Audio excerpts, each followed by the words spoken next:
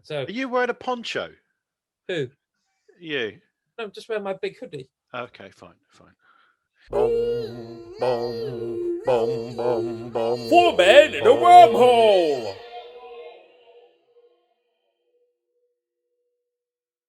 Welcome to Four Men in a Wormhole. My name's Stephen Gurevitz, your ever balding host, and joining me, as always, is Adam Leach. Hello, Adam. Hi, Stephen. Hello, and also joining us is Tal Silverman. Hello. Hello. Yay! And joining us, as ever, is Simon Cohen. Hello, Simon. Hello. Hello, everyone, and hello to all our many wormies listening in. We're getting some amazing listening numbers. We're very excited. We'd like to thank you all for following us and subscribing. And if you haven't subscribed, hit that subscribe button now. And this is our sort of special extra edition because we finished our first season of shows. We hope to come back very soon with season 2. But this is our one-off special where we're going to look back. And by the way, this is a spoiler alert. This whole episode is spoilers. We're going to look back at WandaVision, which has recently finished streaming on Disney Plus. Oh, it's not finished streaming. If you haven't watched it yet, you can still go and stream it, can't you?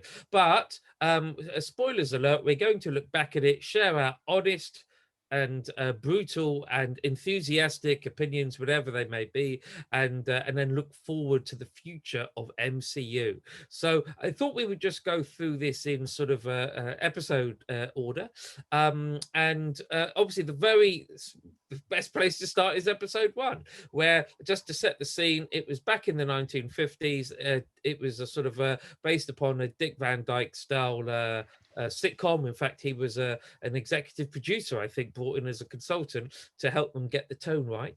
And everything's in black and white and so forth. Guys, first impressions. Put your hand up. Who wants to go first? What was your first impressions of WandaVision? Adam, you've got half your hand up because the green screen's cracking the rest of it off. Adam, over to you. Not only was it in black and white, I think it was in like 4:3 proportion. Yes, wasn't it? A ratio. Yeah. They shot it. Well, I have to say at the start, I was really excited. Like, I think Simon's mentioned this. We haven't had any MCU for ages. We were supposed to have Black Widow. We were supposed to have the Eternals or whatever was coming next to the cinema. But the pandemic put paid to all of that. So no one has seen any MCU for a good sort of, I don't know, since I guess Spider-Man Far From Home. Which was over a year and a half ago, I think. Was it like, so 18 months of no MCU? So I think I was really excited by this. And I'd resubscribed to Disney Plus, just like, great, we're going to get a hit of the MCU. And I knew that it was about kind of this kind of style of, previous sort of shows, American sitcoms. And I think I thought, yeah, this could be good. I'm interested. I think that whole concept of a sitcom from the 50s held my attention, I think, for roughly 10 minutes. Simon. Well, the thing is that it just wasn't what we expected, right? I mean, it's episodes 1 and 2 and maybe even 3. It was like, what are we watching? It didn't feel like Marvel at all. That we got a little bit of magic and stuff, but it felt in the style of a 60s, Bewitched, I Love Lucy, that kind of thing. It just didn't feel like Marvel. But I have to say, I thoroughly enjoyed it. I found it really funny. It was quite refreshing. It definitely held my attention for more than 10 minutes. I thought those first 3 episodes, which were the main ones set in a very, very different style, I thought they were entertaining. I thought they were fun, and I laughed out loud watching them. But hold on. Okay, I'm not criticizing you for laughing out loud. You're allowed to find them funny. But I'm being honest. I used to watch a lot of Phil Silvers. I remember watching Bewitched. I think it was a good pastiche, but was it actually a really funny sitcom, or were we just laughing because we felt we were meant to laugh? Tal, I can see you're bursting to come in. Well, I think the laughing aside, because for me, I wasn't after a comedy with the series anyway. It's not what I was kind of went there to see. I just enjoyed the randomness of it. I enjoyed the mystery of it, and I enjoyed the fact that we didn't really know what the hell was going on and why she was there or anything. You know, at the time, I mean, it's only since I read up afterwards about, you know, kind of what Scarlet Witch's powers were and all this kind of stuff. I kind of had an idea, sort of, you know, but really, you know, at the time when those first 3 episodes came out, I really enjoyed the fact that we didn't really know where it was going. For me, that was a positive, not a negative. I have to say though, with Stephen, just to say on your point, I agree with you. It wasn't funny. It just reminded me of, like, it was supposed to be funny. It looked like it was set up to be funny, but I found there was nothing funny about it. That's why I really struggled. There was another Netflix series, not sci-fi, I think The Marvelous Mrs. Maisel, which is about a comedian. And I found the same thing with that program, because it was about a comedian that had parts where she was supposed to be being funny, but I just struggled to actually find her funny. And I found the same thing with. See, I found the humor in it disconcerting, possibly because I didn't find it funny, and I knew there was going to be some sort of surprise. So for me, all that sort of stuff, I didn't laugh in as much as I didn't really find it that funny, but I didn't really care, because it was like, I just found it like a bit dissonant, and I quite like that. I quite like the fact. We can all agree though that Simon then is a bit weird for finding it funny. Yeah. I'm easily pleased. Yeah. But I tell you what is interesting, because I was watching the making of, and they had a live audience for those sitcom sections, even on the original style sitcom like audience chairs, to make it as authentic as possible. But it wasn't that funny. So I would have just been sitting there cringing if I'd been part of the live audience, because I'd be sitting there thinking, this isn't funny. Plus, it's mysterious. But unlike the people watching at home, the live audience doesn't get to see the other stuff. Yeah, all of that. Yeah, all of the sword stuff and all of the outside bits and pieces. They don't really get to see that. It hasn't been shot yet necessarily, and so they're not getting that wider content. What did you think of the length though? Because I know, joking about I was bored after 10 minutes, but the first 2 episodes were like, I don't know how much per episode was, 40 or 50 minutes per episode. So there was almost like a good 2 hours, hour and a half, 2 hours of that setup in the 1950s. And I was just like, it's too long. I get it. You're in the 1950s. You don't know what's going on. I get that. But do I have to watch it for an hour and a half? It just seems excessive. Well, it wasn't until the third episode. The first episode was 50s, second one was 60s, and the third one was 70s. I think the important thing for our listeners to appreciate, if they haven't watched it, we're going to spoil it. And if they have watched it, then they've already forgotten, is it's not until the end of the third episode that we suddenly really see Sword in action, and we start properly seeing the other outside of the bubble, and also that's when Darcy, the Doctor, tunes in and realizes they can watch it as well, which adds to the mystery. But it took a blindingly long time to get to, in effect, bringing in the outside world to our experience, right? And I think that's a major issue.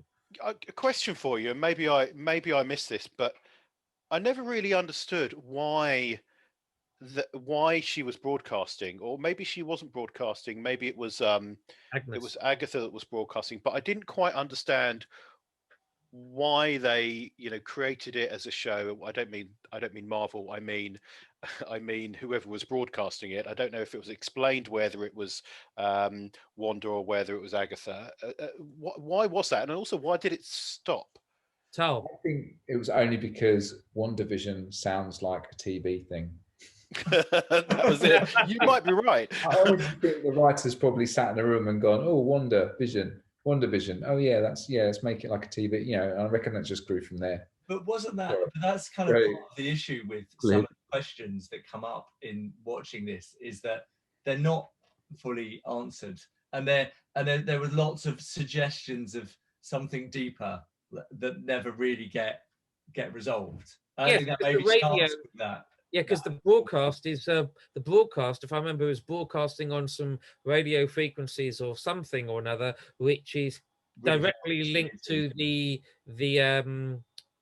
cosmic background radiation. So there was a kind of some theories about this, that she had kind of used the kind of she created a universe because you tuned in using the cosmic background radiation from the start of the universe, and she'd created her own universe. There was at least some kind of speculation that that's why she could tune into it. I mean, And that, but it was edited though. It was edited, wasn't it? Yeah. So Well, I thought that was just Wanda was doing that, in that she nipped part of the I'm recreating a TV show, and yeah, she was self-editing. She, really like, know. for example, she would rewind bits or fix bits. So she was self-editing, and what they were watching wasn't happening necessarily live. She was creating the perfect world, wasn't she? And that's what she wanted to create and project, maybe. But why did she want to project it? Why did she want so it was her that made it, and she was self-editing, you're right. And she was showing the outside world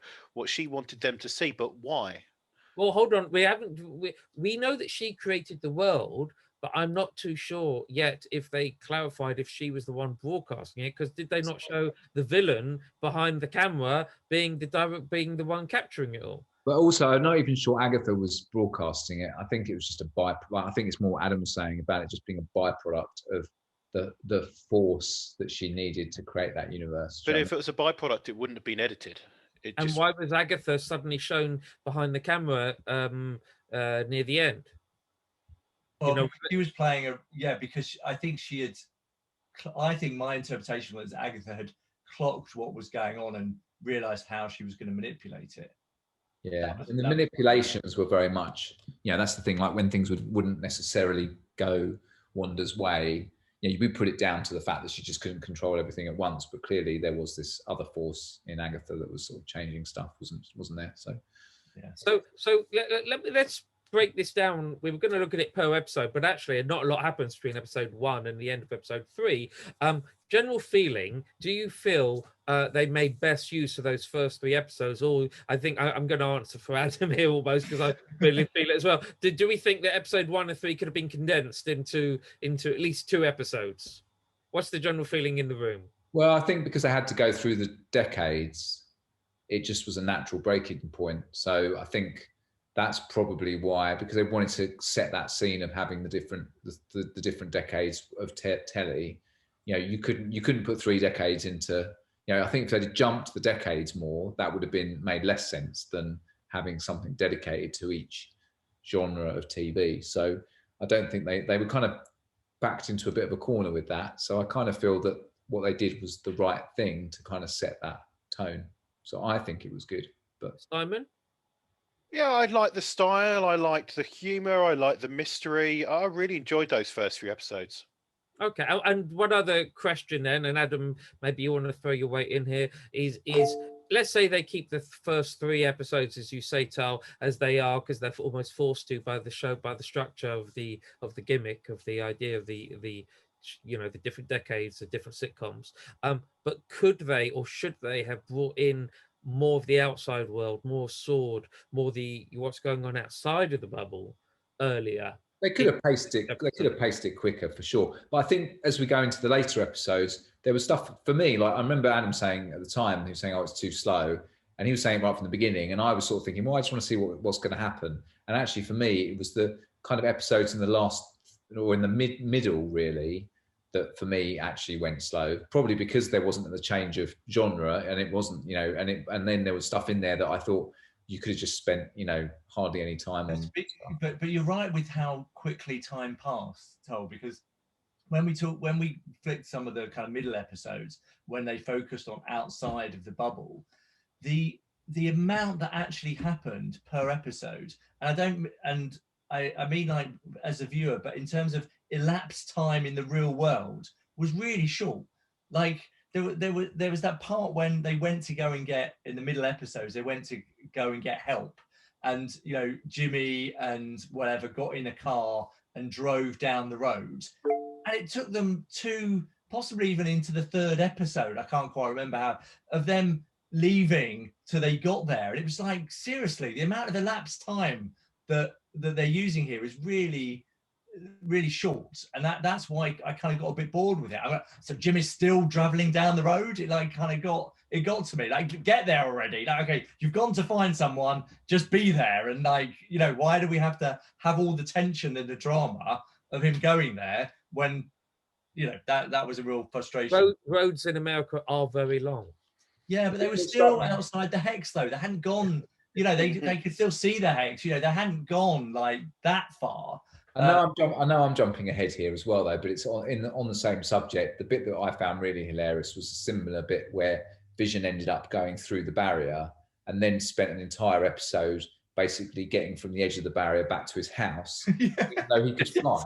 And in the end, he ends up flying anyway because there's traffic holding him up. So it's like, oh, I'm just going to go. And it's like, well, you could have just done that right from the beginning, couldn't you? It's like, yes, that's what I mean. The amount of elapsed time in these episodes was frustratingly short.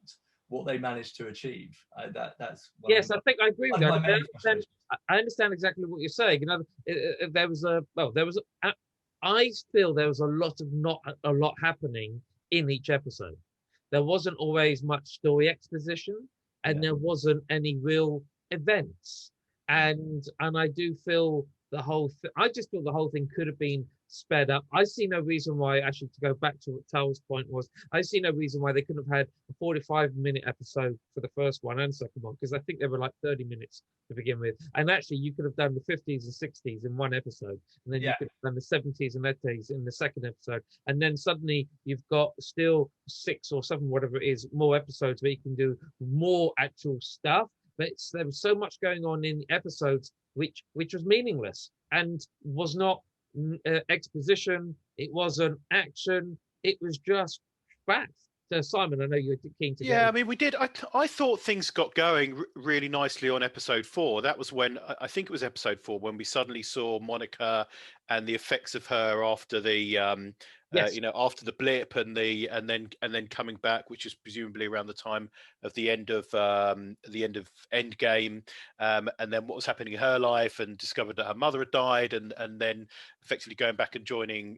So I thought quite a lot happened then, and I quite like the way it tied into the other movies, and then then meeting up with Jimmy, was it? I think, and then going down to the Hex, and quite a lot happened in that episode. Yes, and I remember thinking, now this is getting going. Like, okay, so I enjoyed 1, 2, and 3. I didn't feel like very Marvel-y, but then it did. Then it felt like you were watching a Marvel movie.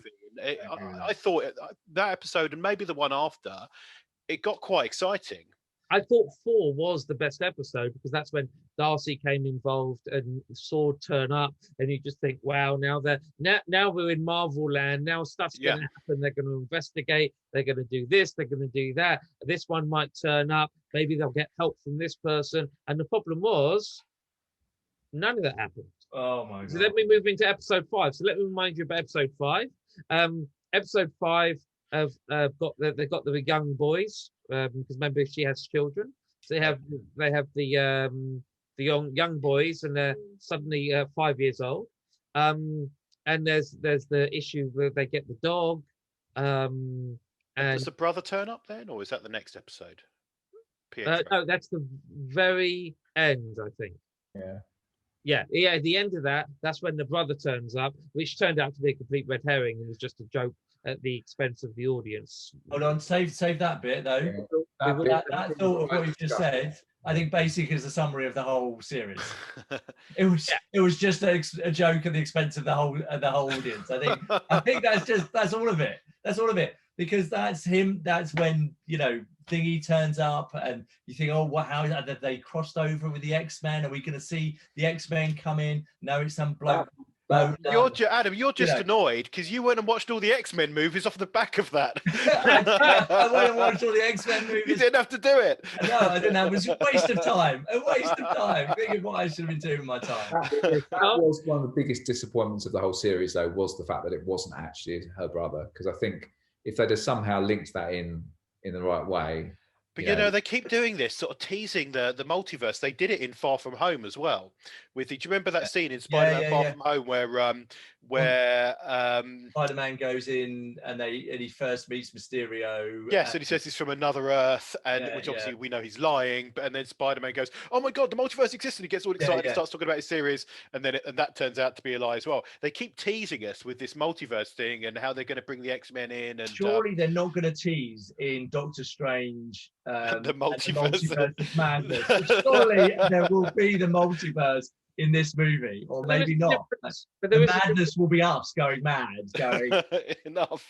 There is a difference between what they did in Spider-Man and what they did here. In Spider-Man, it was part of the exposition and the story and the guy's life. Here, they just threw it in to literally take the piss out of the audience. And I think there is something. You know, you could either say that's really funny or it's really clever, or you can just sort of take the attitude Adam's taking, which I actually sympathise with, which is I think they're taking liberties. I was annoyed by that as well. Yeah, and his name was Boner.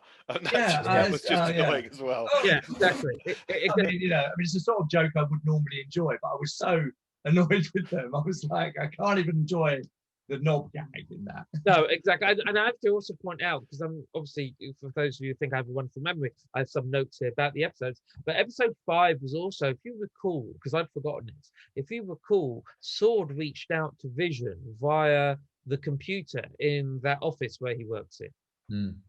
And, but nothing happens. As in, like, they do it once, Vision sees it, but there's no follow-up. There's no investigation.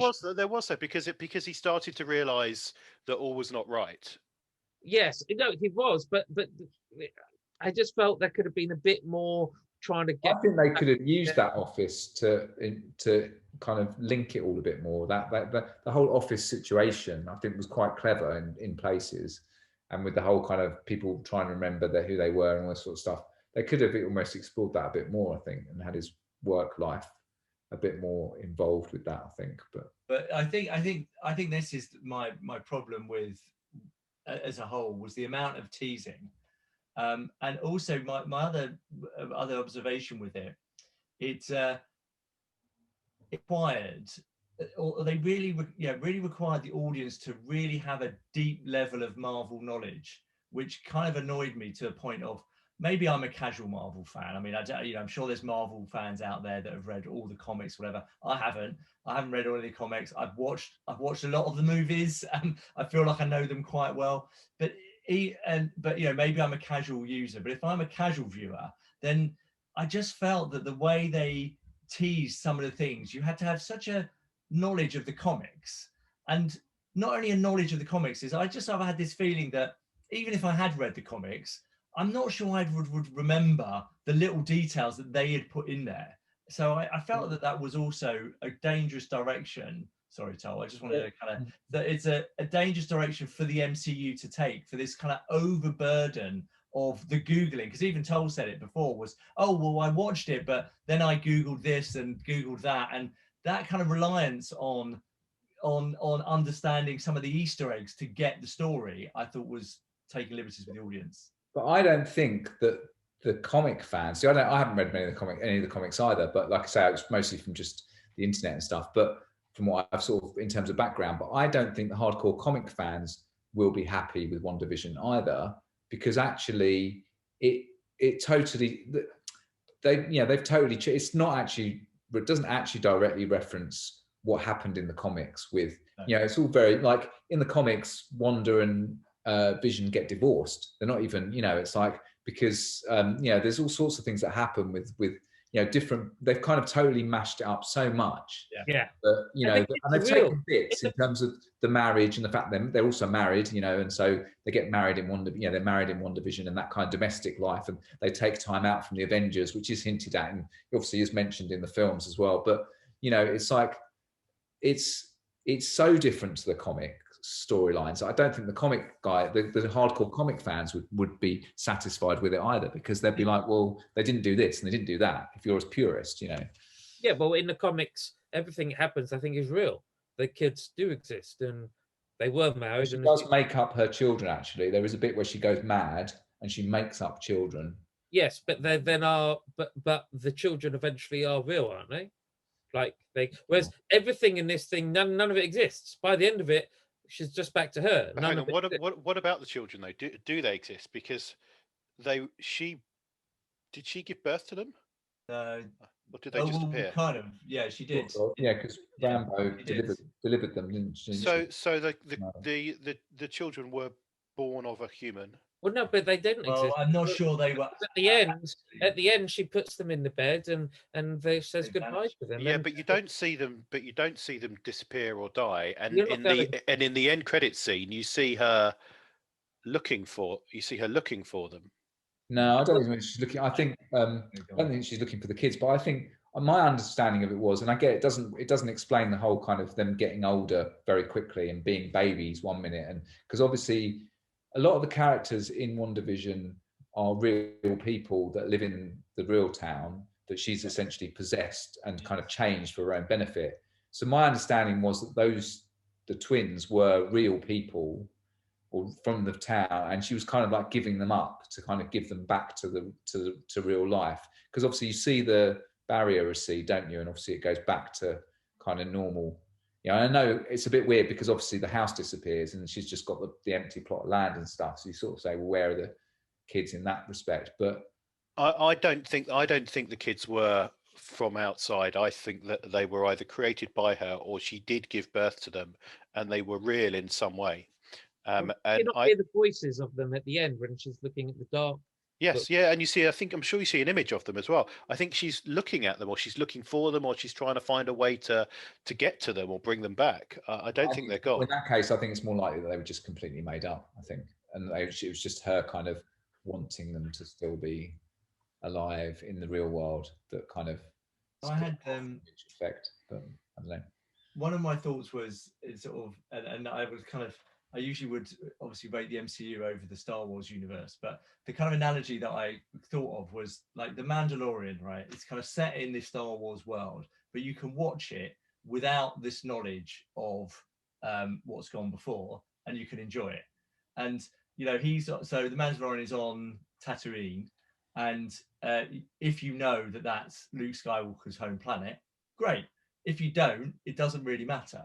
And it's almost as if they'd done Mandalorian in a way that, meant that, oh, do you know what? Where he's standing now is where Luke Skywalker used to live. And he's gone into the hut that Luke Skywalker used to live. And knowing that somehow added extra knowledge and enjoyment of the program. But they didn't do that. It's just, if you knew it was his home planet, fair enough. Whereas there was all this stuff that they laid the groundwork for. They assumed you had to sort of almost work hard to kind of find it out to enjoy it. And that's what I found was quite sort of off-putting about it. It's just like, I don't think that's enjoyment. You've got to be able to enjoy it in and of itself without needing to have all of this background knowledge for it to kind of make sense and go, oh, it was really clever what they did, because in comic 157, this really small thing happened here, and then Mystifo turned up, and so it was really clever that they put that alarm clock on the table. It's like, yeah. But you need a huge amount of back knowledge to. Well, it's like Easter egg heaven, isn't it? Yeah, but the whole thing's Easter egg heaven, but Easter eggs only, Easter eggs are meant to be buried away, and they're extras for those who really know. The problem is, if you make the whole thing, if you make the whole thing based on Easter eggs, you've immediately, you're making that whole thing really abstract for a huge amount of the audience. I almost wonder whether a lot of what WandaVision was about, and this comes on to maybe later on when we discuss about whether we think there's going to be a sequel series or something. I know we've got Doctor Strange, and we know that Doctor Strange, she appears in Doctor Strange. So maybe some of what we've seen will be referenced. Maybe Agatha will turn up, who knows, whatever it might be, But I just wonder whether they are using some of this for a spring, like anything. They love, I know they've not said that let's have maybe discuss it now, but they've not said, whether there won't be a second series. They've kind of implied that it was kind of never intended, but and it has been very left open. And I think maybe that's it. Maybe I don't think they could create a WandaVision 2 in the sense that it would have to be so different, because she's not going to create another world like the TV world and be in a TV show again, because that's kind of been blown wide open. But really, it kind of lends itself to the next series being Scarlet Witch. a series of Scarlet Witch maybe, and it's her journey. Go and find Vision or whatever. That now that this vision's been transferred, his thoughts have been transferred into the new real Vision and all that stuff. Should we talk about that? I think that's right. I think we can't have a series 2 as it was. But should we talk about when the two visions meet? Yeah, I don't mind. Let's jump to when the two visions meet, because that was what I call soup. Was it? I always forget. Is it Superman 2 or Superman 3, where the two Supermans fight it out? Superman 3. Because Superman 2 is the other guy. All the three of them, isn't there? Yeah. So Superman 3. So it was the Superman 3 scene where you've got good Vision versus bad Vision and all the rest of it. I mean, so we've got the original body of Vision, but without the soul or the memories. Yeah. And then it's the Cartesian duality of Vision's body and Vision's soul. That's what we have there. Separated. Two things. It's Vision together, they would be Vision, and they are the two parts of Vision that kind of meet each other. And by the end of it, they do come together, because the soul of Vision passes all his memories to the body of Vision. And we have the ship of Theus, or Trigger's broom from Only Fools and Horses discussion between the two of them. But they also, I mean, one thing he does at the end, which is actually a bit odd to think about, he's just got all his memories. He now understands he loves Wanda. He understands all of this, and what does he do? I mean, but that's one of the disappointments, right? This is again one of the teasings. It's like you've got the soul of Vision, you've got the mind of Vision, the body of Vision, and oh, brilliant. Okay, so they're going to come together, aren't they? They're going to become one, and then Vision is going to be able to live outside of the hex, because he's going to have a body, and he's going to have a member, and that's how then Vision and Wanda are going to stay together. So it's all going to be perfect. But what do? No, he just buggers off, and you go, what? I mean, what? What just happened there? Season 2, probably, isn't it? Season 2 is her looking for him. Or... No, sure, but isn't it? Why would he? It's not. I know we always have to suspend our disbelief, but Simon, tell me, why would he disappear at that critical moment? You can't. Yeah, it doesn't really reason very well, does it? I don't think. I just think it's the teasing again. It's the great. This is how Vision's going to exist past the hex. Oh, this is how they're going to link up the X-Men with the MCU. We're going to see Agents of S.H.I.E.L.D. No, we're not going to see any of it. All of those theories, all of that stuff you come up with, none of it's going to happen. I think that's part of the reason why I found the whole Agatha thing a bit of an anticlimax as well, because although it was like, isn't that clever that she was there all along manipulating it, and now we realise who she is, and the fact that, she has all that power and all that sort of stuff. But it was almost like we were discussing for weeks who was going to rock up, weren't we? And it was like, is it going to be Doctor Strange? Is it going to be, is it going to be, Agents of S.H.I.E.L.D. Is going to be, who's it going to be? And then it just turned out, it's just the next door neighbour, who just happens to be a witch. Going back to teasing, the actual actors got in on the act. I don't know if they were encouraged to, or they just took it upon themselves. But Paul Bettany, very early on, was teasing about, you won't believe who's going to turn up. And what's her face was saying, it's going to be like the Luke Skywalker moment in Mandalorian, and so they're all teasing, and they said no one showed up. In fact, the closest you got was the very, very end of the last episode before the cutscene at the end. Is one of the FBI agents we see is actually a Skrull in disguise, as they often are, and then says that Monica, a friend of her mum, wants to meet them up in the sky, and that could be what's his face, Nick Fury, because we know from the Spider-Man movie he's on some kind of space station. It could be Captain Marvel. It could be many people who were friends of the mum potentially, who just happen to be in space. But the point is, it's just tease after tease after tease. But usually the MCU delivers, right? Usually you're watching a movie and you'll be like, oh my God, is it going to be Thor? Is it going to be Captain America? Is it going to be Ant-Man? Oh no, it's it's Hulk. Okay, I didn't expect that, but great. Hulk's just turned up. That's brilliant. I love that. Brilliant. I thought it was going to be Doctor Strange, but it was Hulk. Brilliant. I'm loving it. Love the way Hulk came up. But this whole series, it was like tease, and then delivered nothing. And I it was tell you just, what it is. It's Simon. That's what it is. It's Simon. Tell me, Simon. You're next. Well, no, I was going to agree with Adam. Funny enough, I know it doesn't happen very often, but I've just brought you all down. I I've know. brought you all down. That's what I've done. For me, I know we're sort of jumping to the end, but for me, as you know, I think it started off well. I really liked sort of the early middle section, and then I think it trailed off. I really liked how the final episode was going, and I was just waiting for the big finish. Adam, similar to the Mandalorian, I think gave us season 2 gave us a really good season, and then a fantastic final episode, and then like an awesome last sort of 3 minutes. I was waiting for those big 3 minutes at the end that for me would have gone, oh, I'm satisfied.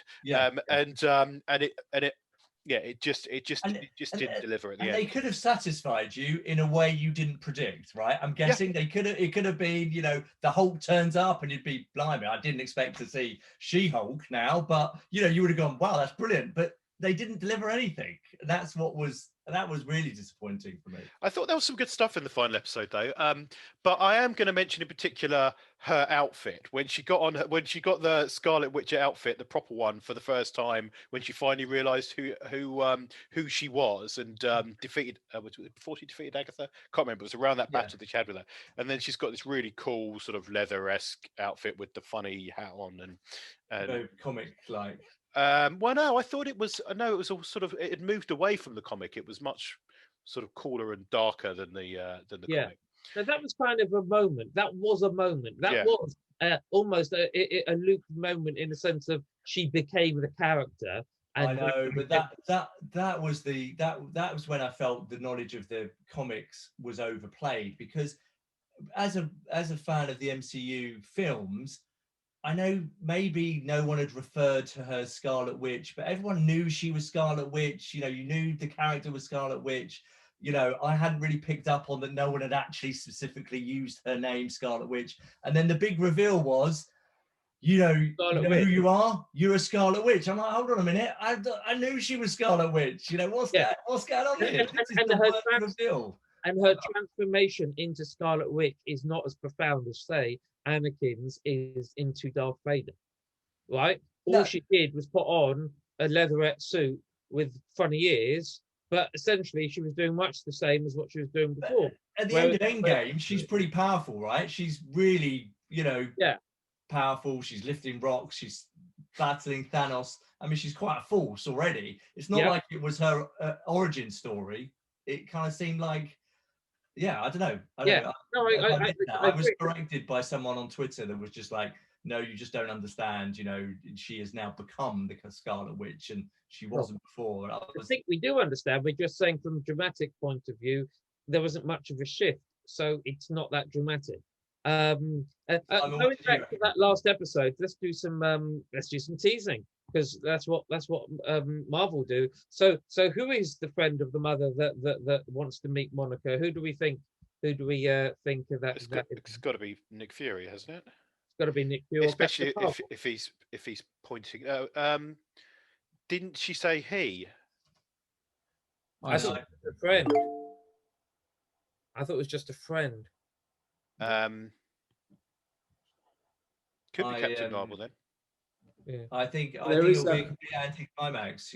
Like when they were going, we're going to meet an aeronautical engineer, and it was just someone with a car. I mean, I think it might be like that. Oh, there's a friend of your mum. Oh, this was Betty, who used to be in the news. There is a Captain. There is a Marvel 2, isn't there, next year that she's going to feature in quite heavily. So next year after 2022. But I think Nick Fury will feature in Captain Marvel 2 because they were like a double act in the first one. So I think he'll be in the second one.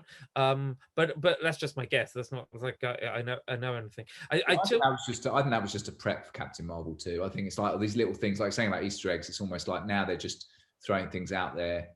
Like I'm sure there might be the odd bit in Doctor Strange 2 that kind of has a little bit of reference from, or maybe not, but it's just that thing of like having watched WandaVision, it will just make a bit more sense because her character, she'll be wearing. Kevin Feige has said that you don't have to have watched WandaVision to watch Doctor Strange 2.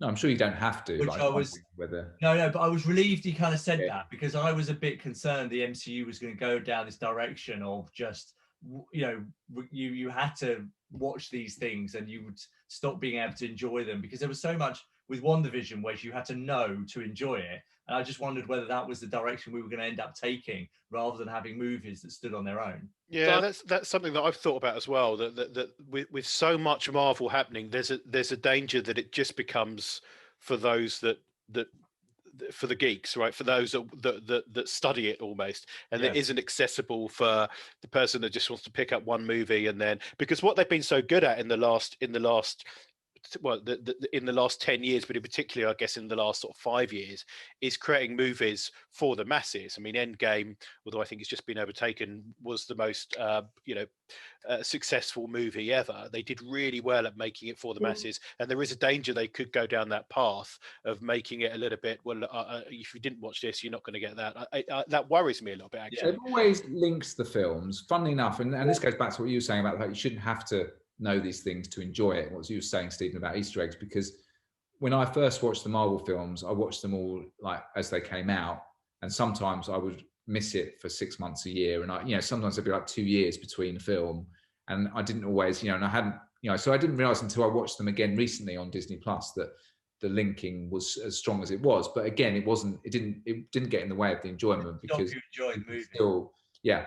I am wondering whether this whole, and whether it's partly pandemic. I mean, I imagine a lot of this was in the planning pre-pandemic anyway, in terms of where the whole direction was going, in terms of the way they mapped it out. It's almost like that path has just been accelerated by the fact that there's the streaming services. And maybe they're just now relying on the fact that people will consume this stuff in a much more kind of chronological and also speedy manner. That means that, that it kind of like, that they are doing it. And it's almost like maybe them thinking they're being more sophisticated by having closer tie-ins across the different different characters. Let's do some summaries. I'm going to give you each like 30 seconds to 1.5 minutes. And you can do some positives and negatives. So Simon, you go first. Positives and negatives. Well, overall, positive, to be honest. I did really enjoy it. As I've already said, I thought the first 3 episodes were fun. I thought it really got going after that. Suddenly started feeling like a Marvel movie. It sort of started to dip, I think, towards the end in sort of 7, I think, the penultimate episode and the one before. And I thought the ending was good, but not great. It left a little bit to be desired. Overall, I'd probably give it a 7 out of 10. Like, I did really enjoy it. There's a lot that's wrong with it. There was a lot of disappointments. There was a lot where I could have seen and could have been a lot more satisfied and happier. But overall, I thoroughly enjoyed it. Excellent. Thank you. That's a positive thing. So we can only go down from there. So Adam, because people might be wondering what you think about the show, give us your negatives, and like Simon, let's find some positives, because I really like Simon's summary. Well, let's match his level. I just wanted to use an analogy. So I think there was Eddie Murphy sketch where he used to do stand-up in the 80s, and he does a whole sketch about abstaining from sex. And he says these people that they, on the basis they abstain from sex, when they have sex, they say it's just so much better if you abstain from sex for a long period of time. And he likens it to saying, if you don't eat anything, if you don't starve yourself and don't eat anything, then you have a cracker and you eat that cracker, you're like, oh, this is the most wonderful cracker you've ever had. And that's really my feeling about WandaVision, is that he told it in a lot more funny way, because it was back in the 80s where he did lots of swear and lots of F words in it and swear a lot and was very funny. But that's my feeling about WandaVision. It was like, we haven't had any Marvel, we're all lapping it up, we're like, this is going to be the best thing ever. But it was just like having that cracker after not having any substantial meal for a long time. 2 out of 10? Well, out of 10, I'd like to, I rated, when we went through in the first lockdown and watched all the Marvel movies, I rated them all along with my family. We watched them and rated each one.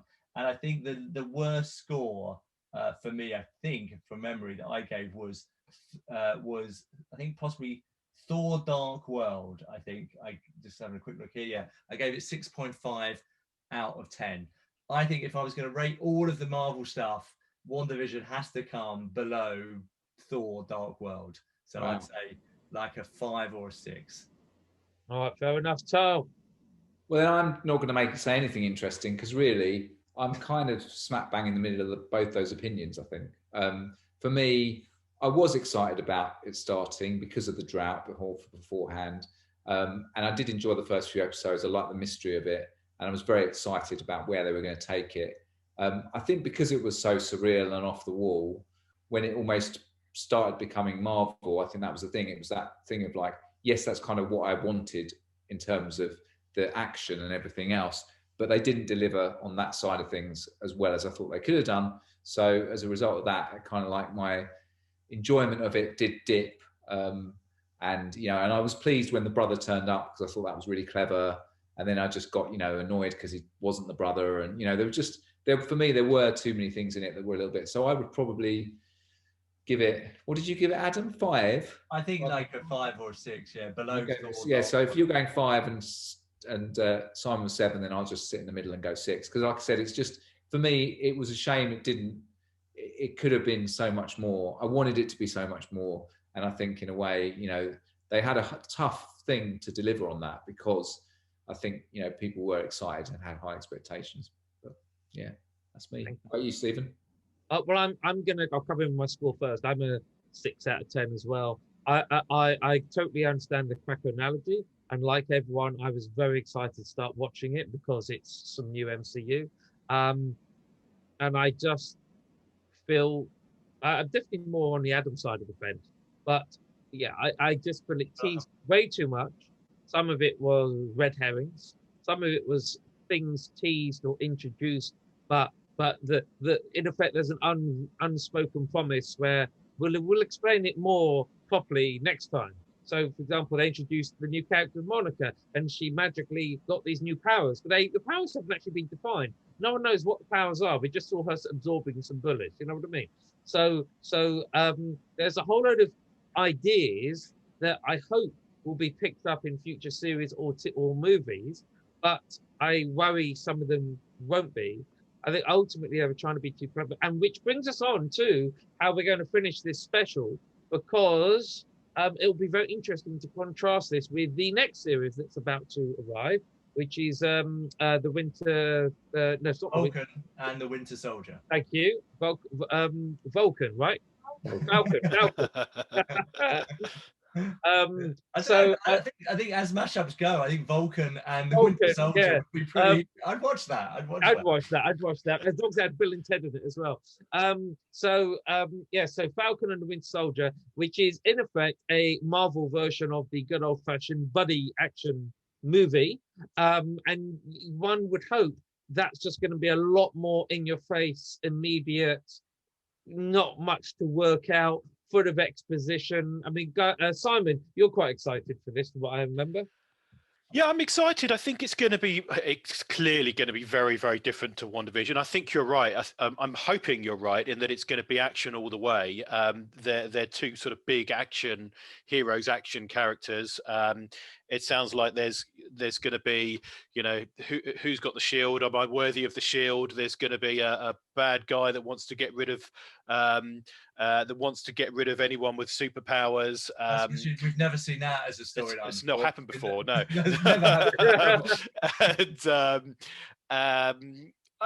Yeah, I mean, look, we'll talk about this in a few weeks, but at the moment, I'm really looking forward to it. I'm excited. I've seen the trailers look good. It looks good. I hope it's not too one-dimensional with the whole kind of, you know, I know, and they're kind of that chemistry between them is quite clever, and that's a central part of the series about that rivalry between them. But I just hope it doesn't get a little bit passive. Yeah, I think it has to actually be funny, doesn't it? It has to be genuinely and have good stories in terms of the baddies and all the other stuff and things going on. You know, they all need to be compelling and all that stuff. But no, yeah, look, I'm still really looking forward to it, and I actually quite look forward to the fact that it will be a change of pace to WandaVision and all that. So yeah. Cool. I think it'll be good. I think if once we do a review of that series, we will probably, I'll make a prediction, we will all have more of a consensus of satisfaction. Well, we can hope. But I take pleasure in being massively disappointed. Oh well, there we go. That's why you watch Doctor Who. Yeah. So on that bombshell, where we've discovered that Adam takes pride and excitement in being disappointed, I think we'll bring this meandering discussion of WandaVision to an end. I'd like to thank you, Simon, for joining us. Thank you. Tal Silverman, thank you.